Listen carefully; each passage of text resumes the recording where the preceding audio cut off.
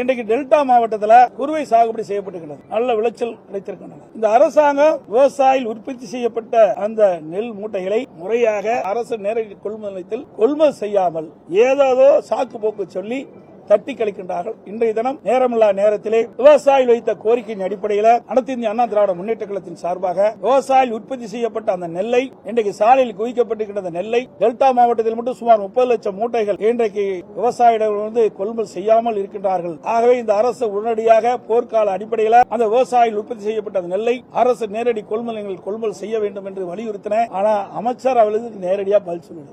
மத்திய அரசு மீது பழி போட்டு தட்டி கழிக்கிறார். நான் மேலும் அமைச்சருடைய கவனத்திற்கு கொண்டு வந்தேன். விவசாயிகள் எத்தனை நாளைக்கு இந்த நெல்லை பாதுகாத்துக் கொண்டு இருக்க முடியும்? அதை திறந்த வெளி கிடங்குகள் அமைங்க. உடனடியாக விவசாயிகள் உற்பத்தி செய்யப்பட்ட நெல்லை கொள்முதல் செய்து அதை பத்திரப்படுத்தி அவ்வப்போது குடானுக்கு எடுத்து செல்லலாம் என்று ஒரு திட்டத்தையும் சொன்னேன். அதற்கும் பதில் இல்லை. ஆக விவசாயிகள் உற்பத்தி செய்யப்பட்ட அந்த நெல்லை இந்த அரசாங்கம் கொள்முதல் செய்வதாக தெரியவில்லை.